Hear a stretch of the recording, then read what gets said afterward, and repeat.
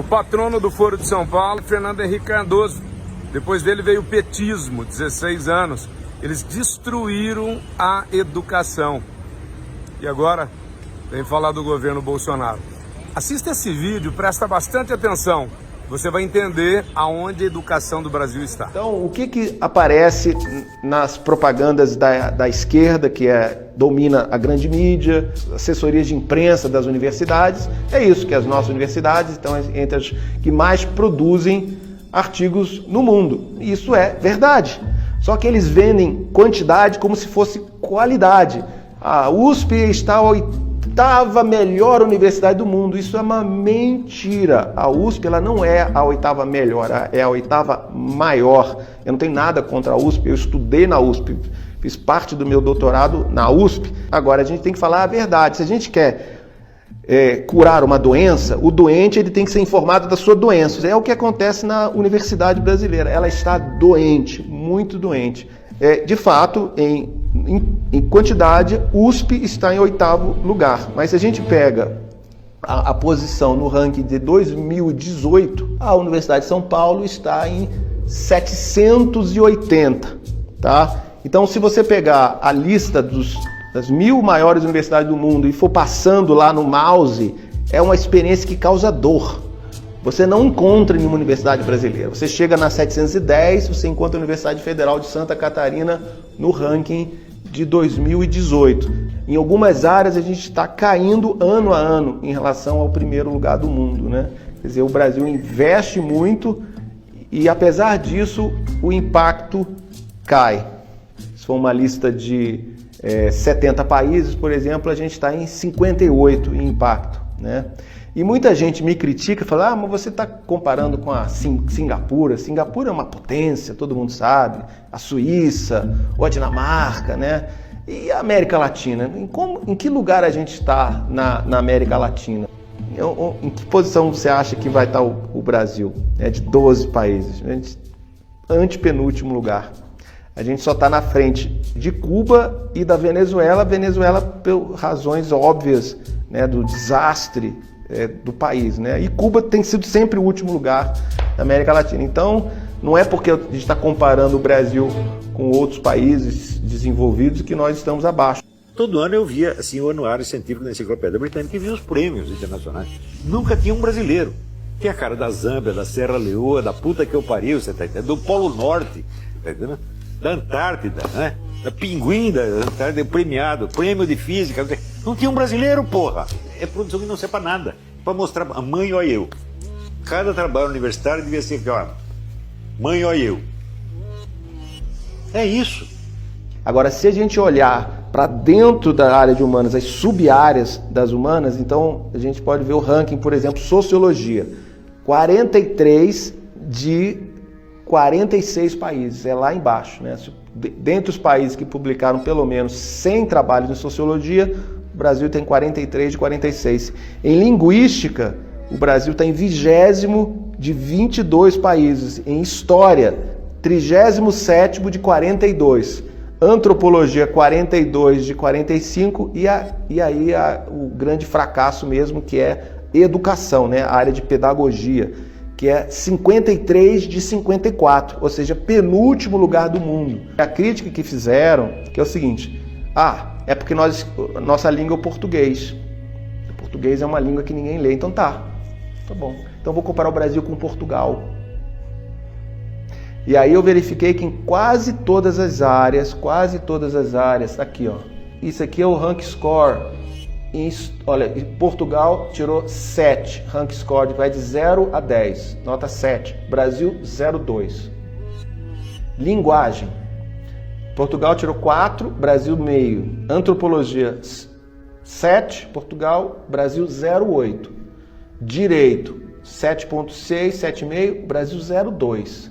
Educação tirou Brasil 0, o último lugar do mundo. Isso, dado de 2017. Quer dizer, nós somos o mesmo povo, Brasil Sim. E Portugal. A dificuldade de você traduzir um trabalho acadêmico brasileiro para o inglês é enorme. O que será que essa pessoa quis dizer aqui? É a maneira do educador brasileiro escrever, que tem um pouco, aí voltamos ao Paulo Freire, emular aquela pseudo-poesia, né? De quando você está escrevendo um texto que supostamente é para ser técnico. Analisando o impacto da produção brasileira, científica, verifiquei que países que investiam a mesma quantidade de dinheiro em pesquisa e desenvolvimento em relação ao PIB tinham produção muito maior que a nossa. E recentemente eu atualizei esses dados, né, fazendo uma análise de mais de 60 países, e a gente chegou num grupo de países, né, como por exemplo a Irlanda, novamente, a Estônia, que investe em torno de 1,2%, 1,3% do PIB em pesquisa e desenvolvimento e tem impacto muito maior que o Brasil. Agora, o que é problemático quando a gente vê países que investem muito menos, por exemplo, o Chile investe 0,35% do PIB em pesquisa e desenvolvimento. E o impacto da pesquisa chilena é substancialmente maior que o nosso. As nossas universidades federais estão entre as mais caras do mundo, em dólares. Então, evidentemente, não é questão de recurso. Se a gente pegar o PIB do Brasil, né, e extrair quanto que é 1,3% do PIB investido em ciência, tecnologia e desenvolvimento, dá em torno de 100 bilhões de reais. Com apenas R$10 por mês você se torna um membro patriota e tem acesso à versão completa da trilogia A Pátria Educadora, livre de anúncios e muito mais. Entre no nosso site agora e torne-se membro. Quando procuramos nas plataformas de pesquisa, fica fácil encontrar exemplos de trabalhos ideologicamente enviesados, pouco lidos e pouco citados.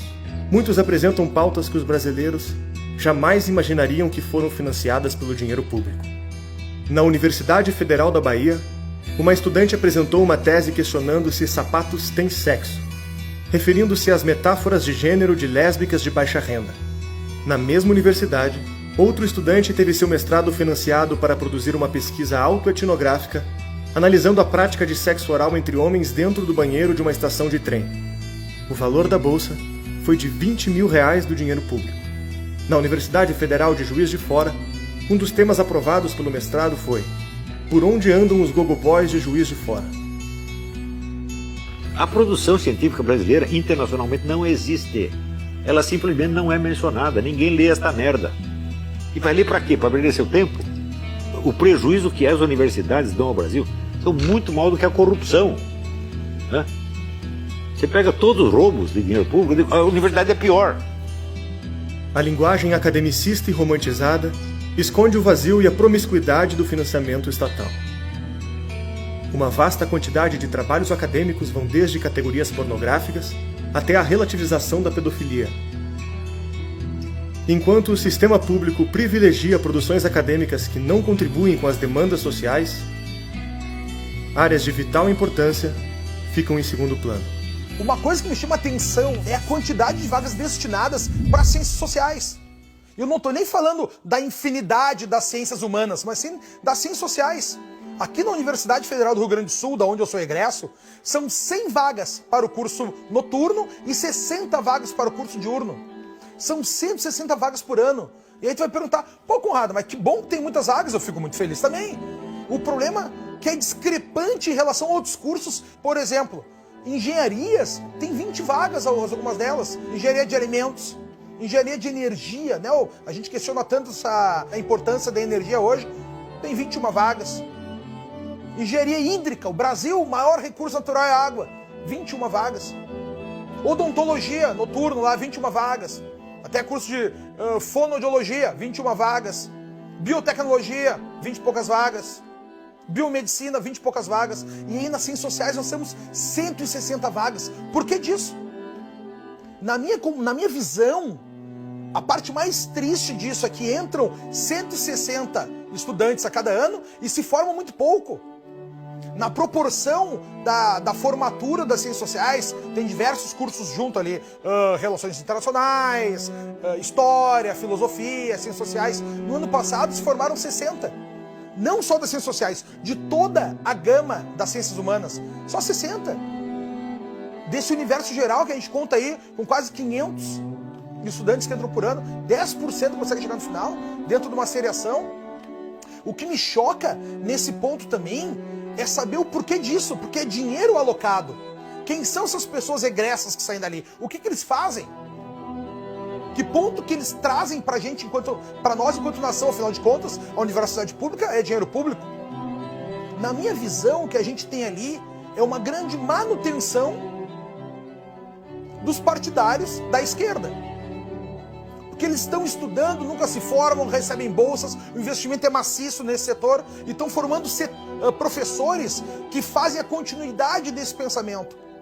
Mas se você olhar hoje em dia, o que você precisa para você entrar numa faculdade superior, uma universidade, né? Em função do resultado na prova do Enem, né? Se você não tiver, digamos, 600 pontos, você não consegue entrar numa universidade pública, mas você consegue entrar na faculdade de pedagogia. Então ela começou a recrutar um pessoal, né, que chega com um capital cultural muito limitado. O maior problema é que nós tivemos professores mal formados e estes professores eles não estão capacitados para nos levar a um novo salto intelectual, um novo salto de qualidade na formação de alunos. Normalmente esses cursos, eles têm um argumento, que é aquela nota final que tem que entrar, né, muito baixo. Por exemplo, as ciências sociais, a densidade do curso noturno é 1,60. Eu me pergunto, para aí, a cada 3 candidatos, 2 vão entrar? Não são nem 2 pessoas concorrendo por uma vaga. Para mim, tem muitos cursos, cara, que me parece que a pessoa está fazendo só para justificar para o pai que está estudando. Entre no nosso site e saiba como ter acesso às entrevistas e cursos exclusivos. A partir de R$10 você já pode se tornar um membro da Brasil Paralelo. Contamos com você. Você tem essas duas vertentes de política educacional. A de acesso, que é para gastar, e a de qualidade, que é para trabalhar, né?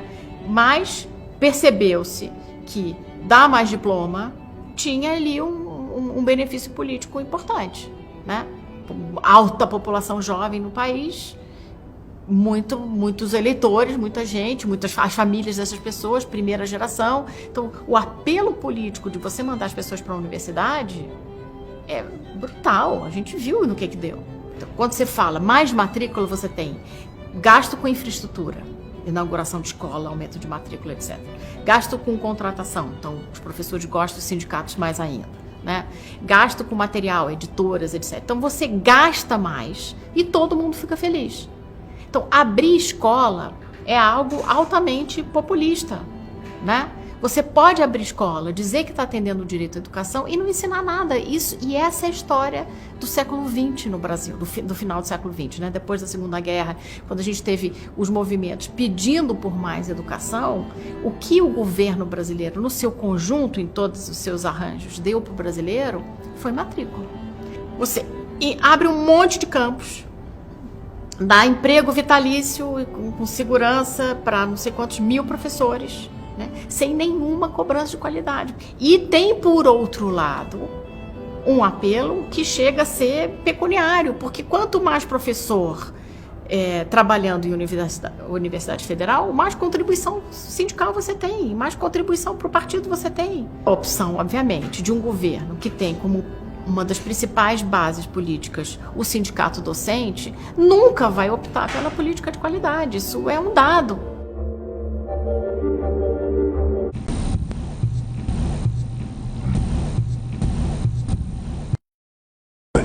Como eu fui oposição há muito tempo, eu cansei de viajar o mundo falando mal do Brasil, gente. Era bonito a gente viajar o mundo e falar, no Brasil tem 30 milhões de crianças de rua, no Brasil tem 30 milhões... A gente nem sabia, tem não sei quantos milhões de abortos, era tudo clandestino, mas a gente ia citando números, sabe? Se o cara perguntasse a fonte, a gente não tinha, mas a gente ia citando números. Eu não esqueço nunca, eu estava debatendo, o Roberto Marinho e o Jaime Lerner em Paris. Aí eu estava lá falando, eu tinha os números, não sei de que entidade que era, também não vou dizer aqui, porque eu já tenho 68 anos, não vou. Mas eu estava dizendo, porque no Brasil tem 25 milhões de crianças de rua. Eu era aplaudido calorosamente pelos franceses. Quando eu terminei de falar, o Jaime Lerner falou assim para mim, ô Lula, não pode ter 25 milhões de crianças de rua, Lula. Porque senão a gente não conseguiria andar nas ruas, Lula. É muita gente.